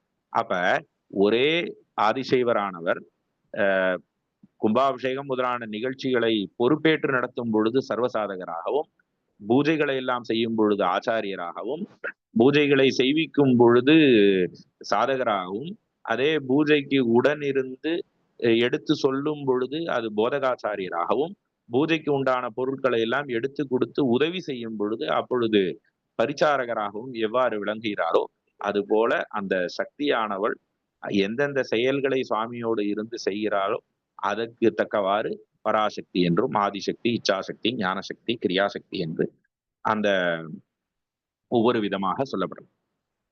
இன்னொன்று, இந்த சக்தியானவள் என்ன அப்படின்னா, சுவாமி சுவாமி இப்ப ஏற்கனவே நம்ம சூரியன் தான், சுவாமி சூரியன் போல இருக்காருன்னா அதோடைய ஒளியாக சக்தியானவள் விளங்குகிறாள் அப்படின்னு நம்ம சொல்லிட்டோம் இல்லையா? அப்படி பார்க்கும் பொழுது சுவாமியினுடைய அந்த கருணை தான் அம்பாள். சுவாமியினுடைய கருணை தான் அம்பாள். அத பெரிய புராணத்துல பார்க்கும் பொழுது கற்பனை கடந்த சோதி. சுவாமி எப்பேற்பட்டவர் அப்படின்னா நம்மளுடைய கற்பனைக்கெல்லாம் எட்டாதவர், சோதி வடிவமானது. கருணையே உருவமாகி அந்த கருணையே உருவம் தான், அந்த சுவாமியினுடைய அந்த கருணையே உருவம் தான் அம்பாள். நம்ம ஆலயத்திலேயே பார்க்கும் பொழுது, மூலாலயத்துல போய் சுவாமியை பார்க்கும் பொழுது லிங்க வடிவத்துல இருக்கார். அப்ப அதுல கண்ணு தெரியுறதா, மூக்கு தெரியுறதா அப்படின்னா இல்ல. அப்ப நம்மள்ட்ட இருந்து கண்ணு, மூக்கு இதெல்லாம் இருந்தா தானே இப்போ ஒரு அலங்காரம் இதெல்லாம் பண்ணி பார்க்கறதுக்கு ஒரு லட்சணமா இருக்கும். அப்ப அதையே சாமியை வெளிப்படுத்துறார். அந்த வெளிப்பாடு தான் அம்பாள். அப்ப அம்பாளா வரும் பொழுது பொதுவா சொல்லும் பொழுது ஆண் குழந்தைய ரொம்ப யாரும் அழகா இருக்கு அப்படின்னு சொல்ல மாட்டா. யார சொல்லுவான்னா பெண் குழந்தையில தான் ரொம்ப அழகா இருக்கு அப்படின்னு சொல்றது வழக்கம், உலக வழக்கம். அப்படி பார்க்கும் பொழுது நம்ம நம்மளிடத்திலிருந்து ரொம்ப அழகுபடுத்தி கொள்ளுவதற்காக சுவாமியே அந்த சக்தியாக, சுவாமியிடத்திலிருந்து அந்த சக்தியானவள் அந்த கருணையே உருவமாக. பொதுவா ஆண்களுக்கு கருணை அதிகமா, பெண்களுக்கு கருணை அதிகமா அப்படின்னு சொல்லும் பொழுது பால் நினைந்து ஊட்டும் தாயினும் அப்படின்னு அந்த தாய்க்கு தான் அந்த கருணை அதிகமாக இருக்கு அப்படிங்கிறதுதான் அருளாளர்களுடைய வாக்கும், உலகியல்லையும் அப்படித்தான் சொல்லக்கூடியது. அப்படி அந்த கருணையே வடிவமாக இந்த சக்தி இருக்காள். அந்த கருணை சுவாமியினிடத்திலிருந்தே வந்தது, வெளிப்பட்டது அந்த கருணை. அப்ப சுவாமியினுடைய அந்த கற்பனை கடந்த சோதியா இருக்கக்கூடிய சுவாமியினிடத்திலிருந்து வெளிப்பட்ட கருணையே வடிவானவள் அம்பாள், அந்த சக்தி அப்படிங்கிறதாக சொல்லப்படுது. அது மட்டும் இல்லாம பௌஷ்கராகமத்துல ஞானபாதத்துல சொல்லும் பொழுது ஆஹ் ரிஷிகள்லாம் சுவாமியினிடத்துல கேள்வி கேட்கிறான். சுவாமி, ஞானம்னா என்ன, ஞான பாதம்னா என்ன அப்படின்னு கேட்கும் பொழுது சுவாமியே ஒரு வாக்கியத்தை சொல்வதாக அமைந்திருக்கு. சிவசிய சமவேதாயா சக்தி ஞானாத்மிகா அமலா சைவ ஞானம் இதி புரோக்தம் சாப்தம் ததனுமாபகம் அப்படின்னு பௌஷ்கராகமத்தினுடைய ஞானபாத ஸ்லோகமானது குறிப்பிடுகிறது. ஆக சுவாமியினுடைய ஞான வெளிப்பாடே சக்தி, சுவாமியினிடத்திலிருந்து பிரிவில்லாத ஞானமே சக்தி அப்படிங்கிறதாக பௌஷ்கராகமத்துல காணப்படுறது. அடுத்து நாம இந்த சித்தாந்த சாஸ்திரங்களை எல்லாம் படிக்கும் பொழுது நாம சிவஞான சித்தியார் அப்படின்னு ஒரு நூல் படிக்க போறோம். அது படிக்கும் பொழுது அதுலயும் வரும், பின்னாடி வரும் பொழுது அருளது சக்தியாமே. பரமேஸ்வரனுடைய அனுக்கிரகமே அந்த சக்தி தான், அருளே சக்தி தான் அப்படின்னு சொல்லப்படுறது. ஆக கருணையின் வடிவமாக இருக்கின்றாள், ஞானமே வடிவமாக இருக்கின்றாள், அருளே வடிவமாக இருப்பது அந்த சக்தி. அது எப்பொழுதும் சுவாமியினிடத்திலிருந்து பிரிவிலாம இருக்கிறது அப்படிங்கிறதாக நாம அதை தெரிஞ்சுக்கிறோம். அடுத்ததாக அந்த சக்தியை கொண்டுதான் சுவாமி இந்த பஞ்சகிருத்தியங்களை எல்லாம் செய்கின்றார். அடுத்து சக்தி என்னும் சொல்லுக்கு பொருள் யாதுன்னு 5வது கேள்வி. வல்லமை. வல்லமைன்னா தெரியும் நம்மளுக்கு செய்யக்கூடிய அந்த தன்மை, ஆற்றல் அப்படிங்கிறது அந்த சக்தி அப்படின்னு சொல்லக்கூடியது. இத சொல்லும் பொழுது அடுத்ததாக சிவபெருமா வல்லமை அப்படிங்கிறது இந்த சக்தி பத்தியே அடுத்த கேள்வியும் வர்றதுனால அடுத்த கேள்வியும் பார்த்துட்டு தொடர்ந்து சிந்திப்போம். சிவபெருமானுக்கு சக்தி யாவர் அப்படின்னா, சிவபெருமானுக்கு சக்தி யார் அப்படின்னா உமாதேவியார், அதான் சக்தி அப்படின்னு நம்ம சொல்றோம். இப்ப சுவாமி பரசிவமா இருக்கும்போது அம்பாள் பராசக்தியா இருக்கா. சுவாமி சதாசிவ வடிவம் கொள்ளும் பொழுது அம்பாள் மனோன்மணி அப்படின்னு சொல்றோம். சுவாமி சுந்தரேஸ்வரர்னு வரும்போது அம்பாள் மீனாட்சியா அங்க வரா. ஆக சுவாமி எந்த வடிவத்தை ஏற்றுக்கொள்கிறாரோ அதை பின்பற்றியே அம்பாளும் வருகிறாள் அப்படிங்கிறது தான். எத்திரம் ஈசன் நின்றான் அத்திரம் அவளும் நிற்பள் அப்படிங்கிறது சித்தாந்தத்தினுடைய குறிப்பாக சொல்லப்படுகிறது. இத பார்க்கும் பொழுது புராணங்கள்லயும் இதே மாதிரி தான் வர்றது. சுவாமி வேடுவர் வடிவம் எடுத்துக்கொண்டு வர்றார். கிராத மூர்த்தியா சுவாமி வர்றார். 25 மாகேஸ்வர மூர்த்தங்கள், சோமாஸ்கந்தர், நடராஜர், இந்த மாதிரி எல்லாம் இருக்கக்கூடிய சந்திரசேகரர், உமா மகேஸ்வரர், இப்படி கிராத்த சிவாய நமஹ கிராத மூர்த்தியாக சுவாமி வர்றார். அப்படி சுவாமி கிராத மூர்த்தியாக வேடன் உருவம் கொண்டு வரும் பொழுது அம்பாள் வேடுவச்சியாகவே அங்க வரார். அதே போல நாம திருவிளையாடல் புராணத்துல பாக்குறோம். வலை வீசிய படலம்ங்கிற படலத்துல பார்க்கும் பொழுது மதுரை சொக்கநாத பெருமான் மீனவராக அங்க வரார். அங்க அதே அம்பாள் மீனவ பெண் வடிவமாக அங்க எழுந்தருள்றார். அதே போல இந்த அம்பர் மாகாணம்ங்கிற தலத்துல 63 நாயன்மார்கள்ல ஒருவராக விளங்கக்கூடிய சோமாசி மாற நாயனார், அவர் சோமயாகத்தை செய்யக்கூடியவர். அந்த சோமாசி நாயனாருடைய யாகத்திற்கு சுவாமி அவரை சோதிக்கும் வண்ணமாக புலையன் வடிவத்துல வர்றார். சுவாமி புலையன் வடிவத்துல வர்றார். அப்படி அந்த புலையன் வடிவத்துல வரும் பொழுது அம்பாள் புலத்தியாக வரார். அந்த புலையனுடைய மனைவியாகிய புலத்தியாக வரார். அதே போல சுவாமி இதே திருவிளையாடல் புராணத்துல பார்க்கும் பொழுது எப்பொழுதும் சுவாமி நம்மளுக்கு எல்லாருக்கும் தெரியும். சுவாமி ஜடாமகுடம் வச்சுட்டு இருப்பார். கழுத்துல பாம்பு முதலானவைகளை எல்லாம் அணிந்து கொண்டிருப்பார். புலித்தோலை கட்டின்னு இருப்பார். அப்புறம் பஸ்மத்தை உடல் முழுவதும் பூசிக்கொண்டிருப்பார். இதெல்லாம் சுவாமியினுடைய அங்க லட்சணங்களா இருக்கு. கொன்றை மாலை சாற்றி கொண்டிருப்பார். இதெல்லாம் பொதுவாக சுவாமி இருப்பார்ங்கிறது நமக்கு தெரியும்.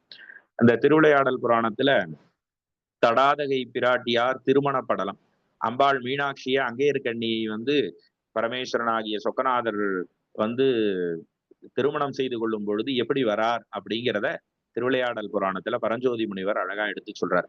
சடை மறைத்து கதிர் மகுடம் தரித்து, அந்த ஜடைய ஜடாமகுடத்தை மறைச்சுட்டாராம். அதுக்கு பதிலாக தங்கத்தாலான ரத்னங்கள் மின்னக்கூடிய கதிர் மகுடத்தை ஒளி வீசக்கூடிய மகுடத்தை அவர் அணிந்து கொள்கின்றார். சடை மறைத்து கதிர் மகுடம் தரித்து நரும் கொன்றையந்தார் தனந்து. சுவாமி சிவபெருமானுக்கு உண்டான மாலை கொன்றை மாலை, அதை விட்டுட்டார். அதுக்கு பதிலாக என்ன பண்றாருன்னா வேப்பந்தொடை முடித்து, அரசர்களுக்கு உண்டான மாலை வேப்பம்பூ மாலை அப்படிங்கிறது அரசர்களுக்கு உண்டான மாலையாக சொல்லப்படுகிறது. அந்த வேப்பம்பூ மாலையை அவர் அணிந்து கொள்கிறார்.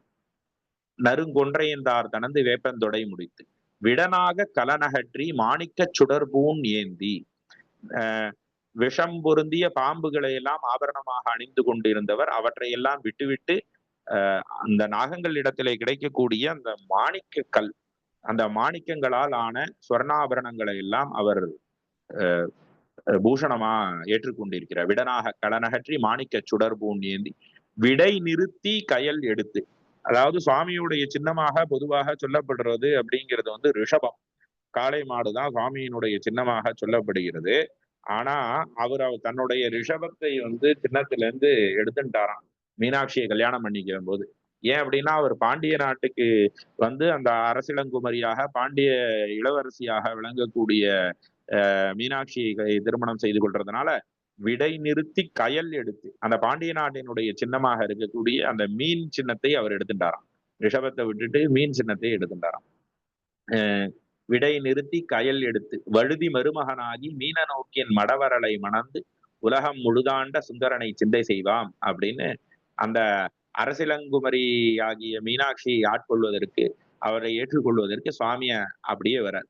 ஆகா, எப்படி படைத்தாரோ அப்படியே மீண்டும் அவரை ஏற்றுக்கொள்வதற்கு அப்படியே வந்து எத்திரம் ஈசன் நின்றான் அத்திரம் அவளும் நிற்பள் அப்படிங்கிறது இந்த இடத்துல வந்து சொல்லப்படுகிறது. ஆக சக்தி பின்னமில்லாமல் சுவாமியானவர் விளங்குகிறார். அடுத்த கேள்விக்கு போவோம். 7வது கேள்வி. சிவபெருமானுடைய திருக்குமாரர்கள் யாவர் அப்படிங்கிறதுக்கான விடை விநாயக கடவுள், பைரவ கடவுள், வீரபத்திர கடவுள், சுப்பிரமணிய கடவுள் எனும் 4 அப்படின்னு இதுல குறிப்பு சொல்லப்படுது. பொதுவாக விநாயக பெருமான், முருகப்பெருமான் இவா 2 தான் நம்ம சிறப்பாக சொல்றோம். சுவாமியினுடைய அம்சத்திலேந்து வந்தவர்கள், சிவத்திலேந்து தோன்றியவர்கள் அந்த குமாரர்கள் அப்படிங்கிறதாக பொதுவா சொல்லப்படுறது. இந்த விநாயக பெருமானும் முருகப்பெருமானுமே சிவாம்சம் பொருந்தியவர்களே. இதே திருவிளையாடல் புராணத்துல வலை வீசிய படலத்துல வரும் பொழுது சுவாமி அம்பாளுக்கு ஆகமங்களை எல்லாம் உபதேசம் செய்து கொண்டிருக்கிறார். அப்பொழுது வந்து முருகப்பெருமான் அந்த இடத்துல விளையாடிட்டு வராராம். அப்படி விளையாடிட்டு வரும் பொழுது அம்பாளினுடைய கவனம் சற்று சிதறியதுனால சுவாமிக்கு சுவாமி அந்த அம்பாள் நீ ஞானபாதத்தை உபதேசம் பண்ணும் பொழுது, ஞானத்தை உபதேசம் பண்ணும் பொழுது இப்படி உன்னுடைய கவனம் சிதறலாமா, சிதறக்கூடாது அப்படிங்கிறதுனால அந்த இந்த ஞானோபதேசம் நடக்கிற நேரத்துல உள்ளுக்குள்ள முருகப்பெருமானை விட்டதுக்காக நந்திய பெருமானுக்கு ஒரு சாபம் கொடுத்துட்டார். அதுக்கப்புறம் முருகப்பெருமான் அங்க வந்து விளையாடினதுனால அவருக்கு ஒரு சாபம் கொடுத்துட்டார். அப்புறம் அம்பாளுக்கும் வந்து நீ மீனவ பெண்ணா போ அப்படின்னு சொல்லி அம்பாளுக்கும் வந்து ஒரு இதை கொடுத்துட்டார். அப்பதான் அம்பாள் இங்க வந்துடுறா. இந்த நிகழ்ச்சி முடிஞ்ச உடனே விநாயகர் பெருமான் அங்க வர்றாரு. என்ன ஆச்சு இப்படி 3 பேருக்கும் இப்படி இதா கொடுத்துட்டாரே அப்படின்னு உடனே அவர் என்ன பண்றாராம், அந்த வேதாகம நூல்களை எல்லாம் தூக்கி கடல்ல எறியறாராம் விநாயகர் பெருமான் அப்படின்னு புராணம் சொல்லப்படுது. ஆனா விநாயகர் பெருமானுக்கு சுவாமி எந்த சாபமும் கொடுக்கல. ஏன் கொடுக்கல அப்படின்னா, விநாயகர் பெருமானுக்கு கொடுத்தா அந்த சாபம் தனக்கே வந்து சேரும் அப்படிங்கிறதாக சொல்லப்பட்டு விநாயக பெருமான் சுவாமியினுடைய அம்சமாகவே விளங்குகிறார் அப்படிங்கிறது திருவிளையாடல் புராணத்துல காட்டப்பட்டது. அதே போல முருகப்பெருமான் இன்னொரு இடங்கள்ல சொல்லும் பொழுது கந்த புராணத்துல பார்க்கும் பொழுது முருகப்பெருமான் சிவபெருமானுடைய அம்சமாகவே விளங்குகிறார் அப்படிங்கிறது வந்து கந்த புராணத்துல காட்டப்படுறது, சிறப்பாக காட்டப்படுறது. அதே மாதிரி திருமூலர் திருமந்திரத்திலும் முருகப்பெருமான்கிறது சிவத்திலிருந்து வேறுபாடு இல்லாதவர் அப்படிங்கிறதாக அந்த குகபரத்துவமானது வந்து ஸ்தாபிக்கப்படுகிறது. 5 முகத்தோடு அதோ முகமும் தந்து திருமுகங்கள் ஆறாகி செந்தழற்கண் ஆறும் ஒரு முகமாய் தீக்கொறி ஆறு உய்ப்ப என்பது குமரகுருபரனுடைய கந்தர் கலிவெண்பா. அவ்வாறு சுவாமியினுடைய 5 முகத்தோடு அந்த அதோ முகமும் சேர்ந்து முருகப்பெருமானா 6 முகமா வந்தது. சுவாமியினிடத்திலேருந்து வந்ததுனால அவ குமாரர்கள் என்று சொல்லப்படுகிறார்கள். அதையே திருமந்திரத்துல சொல்லும் பொழுது எந்தை பிரானுக்கு 2-3 வட்டமாய் கந்தசாமி அங்கே கந்தன் சுவாமி என்று இருத்தலால் மைந்தன் என சொல்லி மாட்டிக்கொள்ளீரேன்னு சொல்ற. அதாவது இவர் இப்போ சுவாமியே தான் வந்திருக்கார், இவர் முருகன்கிற ஒரு தனியாள் இல்ல, மைந்தன் என்று சொல்லி நான் மாட்டிக்க மாட்டேன், அவர் தனியான பையன்னு கூட சொல்ல முடியாது, அவரே தான் இவர் அப்படின்னு பொதுவா சொல்றது. ஒரு எடுத்துக்காட்டுக்காக இன்னொரு விஷயம் சொல்றேன். இது பொதுவா பாடல்ல வர்றது, ஆனா இதை எடுத்துக்காட்டுன்னு சொல்லக்கூடாது, இருந்தாலும் புரிந்து கொள்வதற்காக இதை வந்து சொல்றேன். உந்தன் தந்தை ஈசனுக்கோ வேலும் மயிலும் புதியது. இந்த ஔவையார் பாடல்ல வரும் பொழுது சொல்லுவா, அதுல வந்து உந்தன் தந்தை ஈசனுக்கோ வேலும் மயிலும் புதியது. ஏன்னா ஏற்கனவே அவர் வந்து சூலாயுதத்தையும் ரிஷபத்தையும் வச்சுட்டு இருப்பார். ஆயுதமாக சூலத்தையும் வாகனமா ரிஷபத்தையும் வச்சிருப்பார். ஆனா முருகப்பெருமானா வந்ததுக்கு வரும்பொழுது வேலையும் மயிலையும் அவர் எடுத்துட்டார் அப்படிங்கிறதா பொதுவா சொல்றது. ஆக முருகப்பெருமானை சிவபரம்பொருளாகவே பார்க்கிறது அப்படிங்கிறது குமாரராவும் சொல்லப்படுறது. அதே போல வந்து சிவபெருமானுடைய கோபத்திலிருந்து தோன்றியவர், தக்ஷயாகத்தின் போது வீரபத்திரர் சுவாமியினிடத்துல கோபத்திலிருந்து தோன்றியவர். அதே போல பைரவரும் இதுல இருந்து தோன்றியவர். ஆக அதனால சிவத்திலிருந்து தோன்றியதுனால அவ சிவகுமாரர்கள் அப்படிங்கிறதாக சொல்லப்படுகிறது. இருந்தாலும் கூட 64 அஷ்டாஷ்ட விக்கிரக லீலைன்னு சொல்லக்கூடிய சுவாமியினுடைய 64 மூர்த்தங்கள்ல இந்த வீரபத்திர சுவாமியும் பைரவ மூர்த்தியும் அதுல அஷ்டாஷ்ட விக்கிரகங்கள் சிவாம்சமாகவே பார்க்கப்படுகிறது. அடுத்ததாக சிவபெருமான் ஆன்மாக்களுக்கு அருளி செய்யும் பொருட்டு உமாதேவியாருடன் எழுந்தருளும் முக்கிய ஸ்தானம் எது அப்படிங்கிறதாக கேட்டிருக்கு. அதுக்கு அதுக்கு வந்து கைலாயமலை அப்படிங்கிறதாக அதனுடைய பதில் வந்து கொடுக்கப்பட்டிருக்கு. சுவாமி எங்க இருக்காருன்னா கைலாச சிகராவாசா, அவர் வந்து கைலாயத்துல தான் இருக்கார். சரி, அந்த கைலாயம் எங்க இருக்கு அப்படின்னா நம்மளுடைய புறக்கண்ணால பார்க்கக்கூடியதாக இருக்கக்கூடிய கைலாயம்ங்கிறது அது சாதாரணமான கைலாசம். சுவாமி இருக்கக்கூடியதாகிய அந்த மகா கைலாசம்ங்கிறது எங்க இருக்கு அப்படின்னா நம்ம எல்லாருக்குள்ளும் தான் இருக்கு. ஒவ்வொரு ஆன்மாக்குள்ளேயும் இருக்கக்கூடியது அந்த மகா கைலாசம் அப்படின்னு சொல்லக்கூடியது. என்ன இது நம்மளுக்குள்ளேயே இருக்கு அப்படின்னா ஆமா, நம்மளுக்குள்ளேயே தான் இருக்கு. திருமூலர் திருமந்திரத்துல சொல்ற தேனுக்குள் இன்பம் கருப்போ சிவப்போ. தேனை நம்ம சாப்பிட்றோம், அந்த டேஸ்ட் இருக்கு, நம்மளுக்கு அந்த சுவை இருக்கு. ஆனா அந்த சுவை வந்து கருப்பு வண்ணமா அல்லது வந்து சிகப்பு வண்ணமா அப்படின்னா நம்ம பார்க்க முடியாது. ஏன் அப்படின்னா அந்த தேனை ஒருத்தர் கேக்குறா, தேனை சாப்பிட்டா ஏன்பா அந்த அந்த ஸ்வீட் வந்து கருப்பு கலரா சிவப்பு கலரான, அந்த ஸ்வீட்டுக்கெல்லாம் கருப்பு கலர் இது கலர்னு சொல்ல முடியுமா? சாப்பிட்டு பாருப்பா அப்பதான் தெரியும் அப்படின்னு நம்ம சொல்லுவோம். அப்படி தேனுக்குள் இன்பம் கருப்போ சிவப்போ வானுக்குள் ஈசனை தேடும் மதியிலீர். வானத்துல அங்க இருக்கார், இந்த வானத்துல இருக்கார், அந்த வானத்துல இருக்காருன்னா அவர் அங்க எல்லாம் இல்லை. அப்படி வந்து இந்த வானத்துல இருக்கார், அந்த வானத்துல சுவாமி இருக்காருன்னு சொன்னா அதெல்லாம் வந்து மதியிலீர், அவனா அறிவு இல்லாதவா.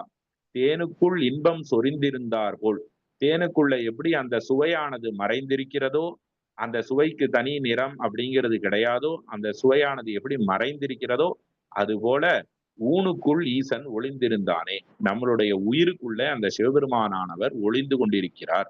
அப்ப அந்த மகா கைலாசம்ங்கிறது எங்க இருக்கு அப்படின்னா நம்மளுடைய ஒவ்வொருவருடைய உயிருக்குள்ள தான் அந்த மகா கைலாசம் இருக்கிறது. அதை நாம உணர்ந்து கொள்ளாம நாம வந்து இருக்கோம். அந்த மகா கைலாசம்ங்கிறது நம்ம உயிருக்குள்ளதான் இருக்கு. இமைப்பொழுதும் என் நெஞ்சில் நீங்காதான் தாழ்வாழ்க. அததான் மாணிக்க வாசகர் பாடுறார். இமைப்பொழுதும் என் நெஞ்சில் நீங்காதான் தாழ்வாழ்க. அப்பர் சுவாமிகள் பாடும் பொழுது தேடி கண்டுகொண்டேன் திருமாலோடு நான்முகனும் தேடி தேடோனா தேவனை என்னுள்ளே தேடி கண்டு கொண்டேன். எனக்குள்ள அந்த சுவாமியை வந்து நான் உணர்ந்து கொண்டேன். உயிருக்கு உயிராக சுவாமி விளங்குகின்றார். அதே போல இன்னும் தேவார திருமுறைகள்ல பார்க்கும் பொழுது எந்தையே ஈசா உடல் இடம் கொண்டாய் யான் இதற்கு இளன்வோர் கைமாற. என்னுடைய உடலுக்குள்ள என்னுடைய உயிருக்குள்ள நீ இடம் கொண்ட, இதுக்கு ஏதானும் நான் வந்து உனக்கு திருப்பி ஏதானும் செய்ய முடியுமா, ஏதானும் கைமாறு செய்ய முடியுமான்னா செய்யவே முடியாது. அதே போல திருமுறைகள்ல உருத்தெரியா காலத்தே உட்புகுந்து உளம் பண்ணி ஊன்புக்கு கருணையினால் ஆண்டு கொண்ட. ஊன்புக்கு அப்படின்னா நம்மளுக்கு உயிருக்குள்ள எப்ப புகுந்தாருன்னா நம்மளுடைய உருவம் தெரியாத காலத்திலேயே நமக்குள்ள அவர் பரமேஸ்வரனானவர் நமக்குள்ளேயே இருக்கார். ஆக நம்ம எல்லாருக்கும் சிவபுராணம் தெரியும். இமைப்பொழுதும் என் நெஞ்சில் நீங்காதான். நம்மை விட்டு அவர் வந்து பிரிந்து போறதே இல்லை, எப்போதும் நமக்குள்ளதான் இருக்கார். ஆனா நாம வந்து அவரை உணர்ந்து கொள்வதில்லை. நம்ம அதை மறைச்சுட்டு இருக்கார். நமக்கு வெளி உலக பொருள்கள் மேல எல்லாம் நம்ம ரொம்ப இது நம்மளுடைய ஆசா பாசங்கள்லாம் நிறைய வெளி உலகத்தின் மேலேயே இருக்கிறதுனால அவர் தன்னை மறைத்து கொண்டிருக்கிறார். சுவாமியுடைய அனுகிரகத்தினால சுவாமியை பத்தி தெரிஞ்சுக்கணும், சுவாமியை உணரணும்னு நினைக்க நினைக்க நினைக்க அந்த நமக்குள்ளுக்குள்ளேயே சுவாமி இருக்கக்கூடியதை வந்து சுவாமி வந்து அந்த உணர்த்துவார். அப்ப அந்த சுவாமி விளங்கக்கூடியதுங்கிறது அந்த நிலையை நாம பார்க்கிறோம். நமக்குள்ளதான் இருக்காரு. அந்த மகா கைலாசம்ங்கிறது ஒவ்வொரு ஆன்மாக்குள்ளேயும் தான் அந்த மகா கைலாசம் இருக்கு. அது வந்து தனியா ஒரு இடத்துல அப்படிங்கிறதாக இல்லை. அதுக்கு அடுத்ததாக இருக்கக்கூடிய கேள்வி,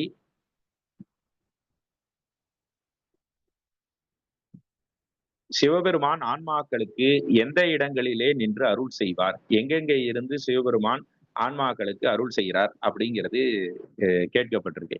அந்த கேள்விக்கு விடை சிவலிங்கம் முதலாகிய திருமேனிகளிடத்திலும் சைவ ஆச்சாரியர்களிடத்திலும் சிவனடியார்களிடத்திலும் நின்று அருள் செய்கின்றார் அப்படின்னு. இதை அழகாக சொல்லணும் அப்படின்னா ஆகமங்கள் இதை சொல்லும் பொழுது குரு பக்தி, லிங்க பக்தி, குரு லிங்க ஜங்கம பக்தி அப்படின்னு 3 விதமா சொல்லப்படுறது. குரு பக்தி அப்படிங்கிறது ஏற்கனவே சென்ற வகுப்புல வியாழக்கிழமை நடந்த வகுப்புல சகலராகிய ஆன்மாக்கள், மூன்று மலங்களும் உடைய நம்மை போன்ற ஆன்மாக்களுக்கெல்லாம் சுவாமி வந்து குரு வடிவத்திலே வந்து அனுகிரகம் பண்ணுவார் அப்படிங்கிறத பற்றி அந்த காணொளி பிரசன்டேஷன்ல எல்லாரும் பார்த்திருப்பீர்கள். குருவடிவாகி குவளையம் தன்னில் திருவடி வைத்து திறமிது பொருளென அப்படிங்கிறது விநாயகர் அகவல்ல வரக்கூடியது. அருபரத்து ஒருவன் அவனியில் வந்து குருபரனாகி அருளிய பெருமையும் அப்படிங்கிறது வந்து திருவாசகம். குருவே சிவமென கூறினன் நந்தி அப்படிங்கிறது திருமூலர் திருமந்திரம். ஆக இப்படி எல்லாம் குருவடிவாகவே சுவாமி வந்து அனுகிரகம் செய்கின்றார். அப்ப குருவிடத்திலே சுவாமி தோன்றி அந்த இடத்திலே அனுகிரகம் பண்றார். அதே போல சிவபெருமானுடைய லிங்கம், ஆலயம் முதலானவைகள் இடத்துல எல்லாம் சுவாமி தோன்றி இருந்து அருள் செய்யக்கூடியவர். அதுக்கு அடுத்ததாக அடியார் பெருமக்கள் இடத்திலே சிவத்தை யாரெல்லாம் மனதிலே உணர்கிறார்களோ, ஏற்கனவே நம்ம பார்த்தோம் இல்லையா, மகா கைலாசம்ங்கிறது எங்க இருக்குன்னா ஒவ்வொரு உயிருக்குள்ளேயும் அந்த மகா கைலாசம். அப்ப அந்த ஒவ்வொரு உயிரும் யாரெல்லாம் சிவபெருமானுக்கு நான் அடிமை அப்படிங்கிறதாக நினைக்கிறார்களோ அவர்கள் எல்லாத்துக்குள்ளேயும் சிவபெருமான் இருந்து பிரகாசிக்கிறார். அதனாலதான் அடியார்களிடத்திலையும் வந்து சுவாமி விளங்குகின்றார் அப்படிங்கிறது நாம தெரிந்து கொள்றோம். இப்ப லிங்கங்கள்ல மற்றும் உருவ திருமேனிகள்ல, லிங்கம் நம்மளுக்கு எல்லா இடத்துலயும் தெரியும், எல்லா கோவில்கள்லயும் சுவாமி லிங்க வடிவத்துல சிவபெருமான் இருக்கார். அதே போல வெவ்வேறு விதமான மூர்த்தங்கள், லிங்கோத்பவர், தட்சிணாமூர்த்தி, நடராஜமூர்த்தி, இப்படி வந்து சந்திரசேகரமூர்த்தி, பிரதோஷ நாயகராகிய உமா மகேஸ்வர மூர்த்தி, இப்படி வந்து திருமேனிகள் எல்லாமும் சுவாமி விளங்குகிறார். ஆலயத்தினுடைய எல்லா பகுதிகளிலும் அவர் வந்து விளங்குறார். பொதுவா ஒரு இடத்துல கல் இருக்கு, ரோட்ல கல்லு கொட்டி இருக்காங்க, மண்ணு கொட்டி இருக்காங்க அப்படின்னா அதையெல்லாம் நம்ம பார்த்து வணங்குவோமோன்னா வணங்க மாட்டோம். ஆனா அதே கல்லு மண்ணு முதலானவைகளை கொண்டு கோவில் கட்டி அந்த கோவிலுக்கு கும்பாபிஷேகம் நடந்த பிறகு அவைகள் எல்லாம் தெய்வாம்சம் பொருந்தியதாக அந்த இடத்துல இருந்து சுவாமியானவர் அனுகிரகம் செய்கின்றார். அப்ப அந்த இடத்துல கல்லு மண்ணா இருந்த இடத்துல அர்ச்சகசிய பிரபாவேன சிலாபவதி சங்கரஹா அப்படின்னு அந்த ஆச்சாரியனுடைய அந்த குருவினுடைய பிரபாவத்தினாலே அந்த எல்லா இடத்திலும் சுவாமி வந்து சுவாமியினுடைய வெளிப்பாடுங்கிறது அந்த இடத்துல காணப்படுது. அடுத்ததாக இந்த ஆச்சாரியர், இத குரு பக்தி, லிங்க பக்தி, ஜங்கம் பக்தின்னு நம்ம சொல்லிட்டோம். பெரிய புராணத்துல இவைகள் தான் நிறைய காணப்படுறது. இதுல குரு பக்திக்கு எடுத்துக்காட்டாக விளங்கியவர்கள் 2 நாயனார ஒரு எடுத்துக்காட்டுக்கு நம்ம சொல்றோம். அதுல வந்து பெருமிழலை குறும்பர் அப்படின்னு சொல்லக்கூடிய ஒரு நாயனார். அவர் வந்து நால்வர்ல ஒருவராக இருக்கக்கூடிய சுந்தரர் பெருமானையே தன்னுடைய குருவாக ஏற்றுக்கொண்டு சுந்தரர் மீது பக்தி செய்து அவர் வந்து சிவயோக நிலையை அடைந்தவர். சுந்தரர் ஆடி சுவாதி அன்னைக்கு சுந்தரர் பெருமானுக்கு யானை அனுப்பி சுவாமி வந்து சுந்தரரை தன்னிடத்திலே ஆட்கொண்டார். அதுக்கு முதல் நாளே இந்த பெருமிழலை குறும்பரை ஆட்கொண்டார். அப்ப அந்த குருவை நினைத்து நினைத்து அந்த பெருமிழலை குறும்பர் சிவத்தை அடைந்தார். அது குரு பக்திக்கு ஒரு எடுத்துக்காட்டு. அடுத்ததாக அப்பர் பெருமானை தனது குருவாக கொண்டு பக்தி செய்து வழிபட்டவர் வந்து அப்பூதியடிகள். அப்ப அந்த அப்பூதியடிகளும் குரு பக்திக்கு வந்து சிறந்த எடுத்துக்காட்டாக சொல்லப்படுகிறார். அடுத்ததாக லிங்க பக்தி, லிங்கங்கள் ஆலயத்துல தொண்டுகள் முதலானவைகள் செய்து அதை பல நாயன்மார்கள், புகழ்துணை நாயனார், ஆதிசைவ குலத்துல வந்தவர் புகழ்துணை நாயனார், அவர் வந்து பஞ்சமந்த காலத்திலையும் இடைவிடாது சுவாமிக்கு பூஜை பண்ணி அந்த சிவானுகிரகத்தை பெற்றவர் புகழ்துணை நாயனார். சுவாமிக்கு வந்து 72 மாட கோயில்களை கட்டி பக்தி செய்தவர் கோச்சங்கச்சோழன் சொல்லக்கூடிய நாயன்மார்.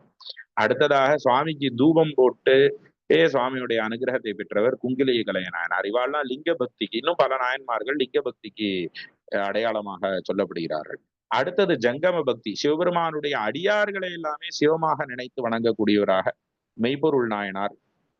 அவர் வந்து தன்னுடைய எதிரி விபூதி ருத்ராட்சத்தோட சிவன் அடியார் வேடத்துல வந்திருந்த போதும் கூட அது தெரிந்தும் கூட தன்னுடைய உயிரையும் ஒரு பொருட்டாக கருதாமல் அவருக்கு தன்னை கொல்ல பார்த்த அந்த எதிரிக்கு கூட அவர் மன்னித்து விட்டு அதை சிவவடிவமாகவே கண்டவர் மெய்ப்பொருள் நாயனார். அடுத்தது வந்து ஏனாதிநாத நாயனார்.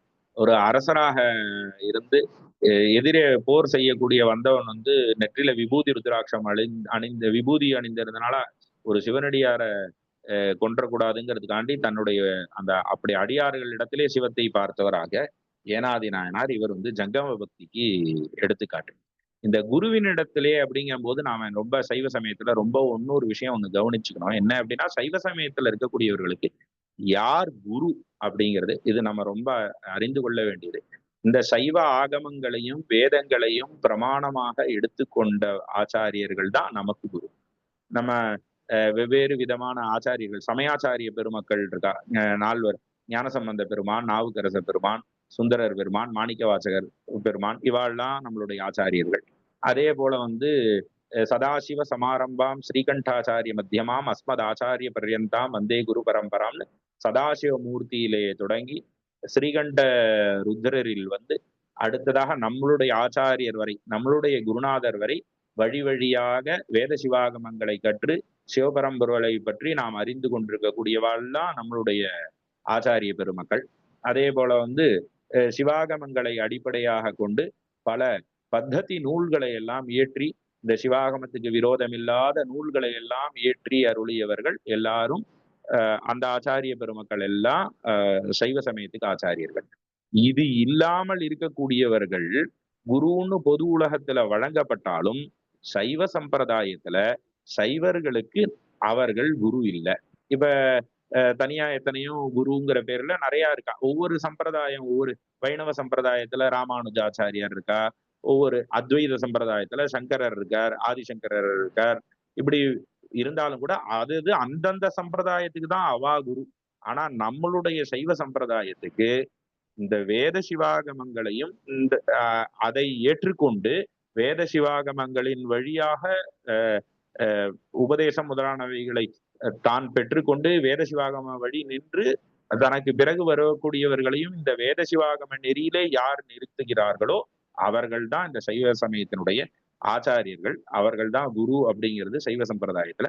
ஆக இந்த முதல் பாடத்தோட காலத்தினுடைய இதுவா நாம 2 நிமிஷம் ஜாஸ்தியா எடுத்து இதோட நாம வந்து இந்த இன்றைய வகுப்பை முதலாவது பாடத்துல நாம பூர்த்தி செய்து கொள்றோம். சிவாய நமஹ. சந்தேகங்கள் இருந்தது அப்படின்னா, காலம் அதிகமாயிட்டதுனால இங்கே கேட்க முடியலன்னா கூட நீங்க அந்த குழுவுல குரூப்ல வந்து சந்தேகத்தை பதிவு பண்ணா அந்த சந்தேகங்களுக்கு உண்டான விடைகளை நான் குரூப்ல அதை வந்து தெரிவிக்கிறதுக்கு சித்தமா இருக்கேன். சிவாய நமஹ. இல்ல இப்ப சமயம் இருக்குன்னா இங்கே ஏதான சந்தேகம் இருந்தாலும் கேட்கலாம். சிவாய நமஹ.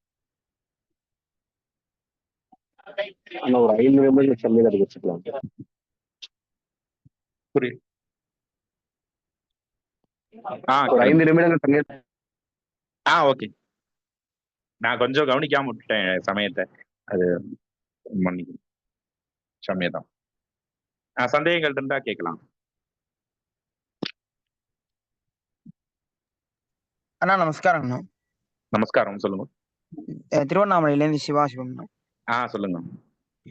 நான் அந்த மறைத்தல்னு சொன்னீங்களா, அந்த மறைத்தல் தொழில் தான் எனக்கு கொஞ்சம் புரியலைங்கண்ணா. அதான் இப்ப ஒன்ன மறைச்சு ஒண்ணு காட்டுறாரு அப்படின்னா அப்ப எனக்கு அதுதான் கொஞ்சம் புரியலைங்கண்ணா. அது மட்டும் இன்னொரு அதாவது வந்து இப்ப வந்து ஒரு சின்ன எடுத்துக்காட்டுக்கு சும்மா லௌகிகமா ஒரு எடுத்துக்காட்டு சொல்றேன், நீ புரிஞ்சுக்கிறதுக்காக அந்த எடுத்துக்காட்டை வந்து சொல்றேன்.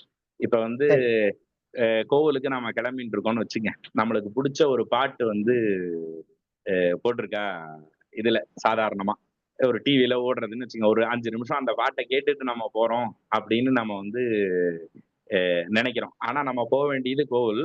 ஆனா போற நேரத்துல இந்த பாட்டை நம்ம கேட்கணும்னு நம்ம மனசு இங்க போறது இல்லை. அந்த 5 நிமிஷம் சுவாமி என்ன மறைச்சிட்டார், தன்னை மறைச்சிட்டார்.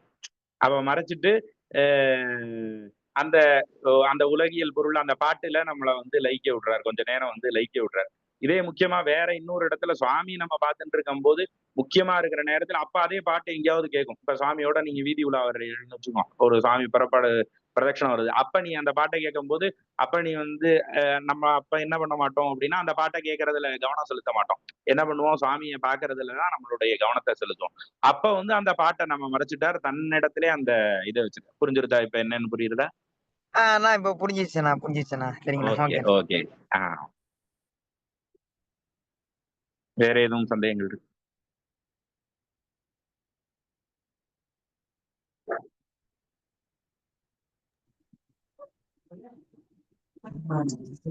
நமஸ்காரம்ண்ணா. சொல்லுங்க. அந்த சிருஷ்டி ஸ்திதி சம்ஹார திரோபாவம் சொன்னீங்களேண்ணா, அதுல இச்சா ஞான கிரியா சொன்னீங்க. ஆமா அதுக்கு அடுத்தது அதே போல பஞ்சகிருத்தியாதி அதுல அம்பாளுக்கு இன்னொன்னு சொன்னீங்களா? புரியல. பராசக்தி ஆதிசக்தி. ஓகேண்ணா. பராசக்தி ஆதிசக்தி. பராசக்தி ஆதிசக்தி, இச்சாசக்தி, ஞானசக்தி, கிரியாசக்தி. சிருஷ்டி ஸ்திதி சம்ஹாரம் அந்த இதுல வரக்கூடியதுல இச்சா ஞான அது கிரியா கீழே ஆதி கீழே கிரியா, ஞானம், இச்சா, ஆதி, பரா. கிரியா ஞானம் இச்சா ஆதி பரா அப்படி. ஆமா ஆமா. மேலேந்து பராசக்தியிலேருந்து ஆதிசக்தி, ஆதிசக்தியிலேருந்து இச்சாசக்தி, இச்சாசக்தியிலேருந்து ஞானசக்தி, ஞானசக்தியிலேருந்து கிரியாசக்தி. அனுகிரகம், திரோதானம், சம்ஹாரம், சம்ஹாரம், ஸ்திதி, ஸ்திதி, சிருஷ்டி. சிருஷ்டி. சரி, இதான் டவுட். நன்றிண்ணா. ஓகே. நமஸ்காரம். இதனுடைய இது வந்து வாத்துள சுத்தாக்கியம்ங்கிற உபாகமத்துல அதோட இது கிடைக்கிறது. உங்களுக்கு யாராவது தேவை இருந்ததுன்னா எனக்கு பர்சனலா மெசேஜ் பண்ணேன்னா நான் அந்த ஸ்லோகங்களையும் ஏன்னா இன்ட்ரெஸ்டா கேட்கும்போது அந்த ஸ்லோகத்தோட படிச்சுட்டா இன்னும் கொஞ்சம் உங்களுக்கு கண்டிப்பா. அது சுவாமிக்கு இருக்கிற அந்த பஞ்சகிருத்தியாதி அம்பாளுக்கும் இருக்கு இல்லையா? இல்ல, அதாவது சுவாமி அம்பாளோடு சேர்ந்துதான் பஞ்சகிருத்தியத்தை பண்றாரு. புரியுது. அதாவது தனியா அம்பாள் பண்ணல. அம்பாள் வந்து தனியா பஞ்சகிருத்தியம் பண்ணல. சுவாமியோடு சேர்ந்துதான் அம்பாள் சுவாமியே அம்பாளோடு சேர்ந்துதான் அந்த பஞ்சகிருத்தியத்தை பண்றார் அப்படிங்கறதா அதோட இது. தனியா அம்பாளும் தனியா பண்ணல, சுவாமியும் தனியா பண்ணல, ரெண்டு பேரும் சேர்ந்துதான் அதை பண்றான். சரி, ஓகே, கிளியர் ஆயிடுச்சு. நன்றி, நமஸ்காரம். சரி, வேறு சந்தேகங்கள் யார்?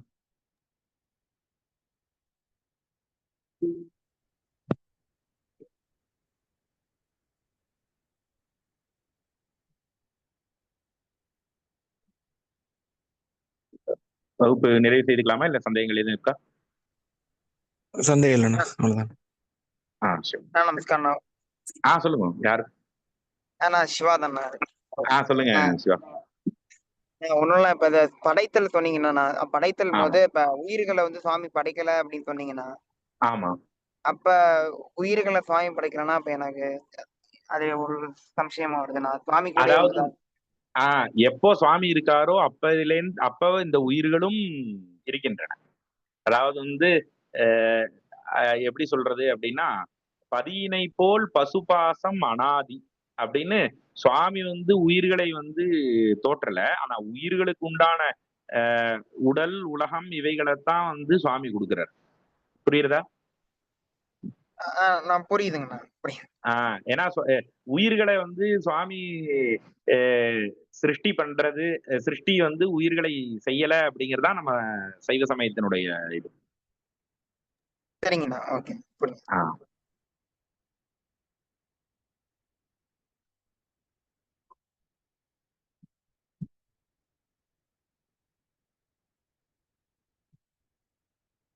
வேறு சந்தேகங்கள் இருக்கா, இல்ல நிறைவு பண்ணிக்கலாமா? நமஸ்காரண்ணா. சொல்லுங்க. நான் இப்ப இந்த சிவா நான் ஒரு கேட்டதுல இன்னொரு சந்தேகம், அது என்ன உயிர்கள் சிருஷ்டி அதுல நீங்க சொன்னதுல கொஞ்சம் தெளிவாகலண்ணா. அதாவது வந்து உயிர்களை வந்து சுவாமி படைச்சிருக்காரா அப்படின்னா, உயிர்களை சுவாமி படைக்கல. உயிர்கள் எப்போதும் இருக்கு. நான் சொல்ற புரியுதா உங்களுக்கு? ஏன்னா உன்னை படைச்சா அதை அழிக்கணும். உன்னை படைச்சா அதை என்ன பண்ணணும்? அழிக்கணும் இல்லையா? ஒன்று படைத்தால் அது அழிந்து, ஒன்று படைக்கப்பட்டதாயின் அது அழிவையும் அடையும். ஆனா உயிர்களுக்கு வந்து அழிவு கிடையாது. முக்தான்மாக்களாக சுவாமியினிடத்திலேயே அவைகள் இருக்கும். ஒரு காலத்துல வந்து கேவல நிலை, எந்த விதமான பிறப்பும் எடுக்கிறதுக்கு முன்னாடி அஞ்ஞான இருள்ல ஆணவ மலத்திலேயே இந்த உயிர்கள் வந்து இருக்கும். பல காலமா ஆணவ மலத்திலேயே கட்டுண்டு இருக்கக்கூடிய உயிர்கள் ஒரு குறிப்பிட்ட காலத்துல பரமேஸ்வரனுடைய திருநோக்கால அது வந்து பிறவிக்கு வரும். ஃபர்ஸ்ட் முதல் பிறவி அப்படின்னு வந்து வரும்.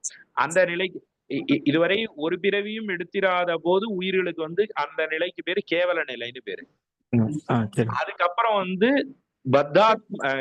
பெத்த ஆன்மாக்கள் அப்படின்னு சொல்லுவா அடுத்தது. அதாவது வந்து ஒரு ஃபர்ஸ்ட் பிறவியில வந்துருது அப்படிங்கிறது பெத்த ஆன்மாக்கள் அப்படின்னு அது ஸ்டார்டிங்கு. அடுத்தது வந்து இது பக்குவம் அடைந்து கடைசியா அது முக்தான்மாக்கவா மாறிடும். அப்ப முக்தான்மாக்களா இருக்கும் போதும் சுவாமியினிடத்திலேயே இருக்கும். கேவல நிலையில ஆணவ மலத்துல இருந்தது. முக்தான்மாவாக இருக்கும் போது முழுவதும் சுவாமியினிடத்துல சரணாகதி அடைந்து இருக்கு. ஆனா அந்த உயிர்கள் அழிவதில்லை. புரியுறதா? அதாவது உயிர்களை தவிர அந்த சரீரமான போன்றதை சுவாமி இது பண்றாரு. ஆமா, சரீரம், உலகம் முதலானவைகளை தான் சுவாமி சிருஷ்டி பண்ணி உயிருக்கு கொடுக்குறாரு. புரியுது. உயிர் என்பது அழியத்தன்மை இல்ல, சரீரத்தை மட்டும் உண்டாக்குறாரு சுவாமி. ஆமா, உண்டாக்குறார், அதை அழிக்கிறார். காலம் வந்த உடனே அதை அவர் வந்து அழிச்சிடுறாரு. அதை எதுக்கு அழிக்கிறார் அப்படிங்கறதெல்லாம் வந்து எப்படி அழிக்கிறாருங்கிறதெல்லாம் நாம வரக்கூடிய பாடங்கள்ல நம்ம விரிவா பார்ப்போம். வரும். அப்படின்னா ரொம்ப நன்றி. ஓகே.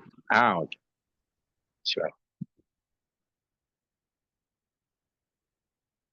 வகுப்பு நிறைவு செய்திடலாமா? வேற சந்தேகங்கள் இருக்கு? செய்துக்கலாம்.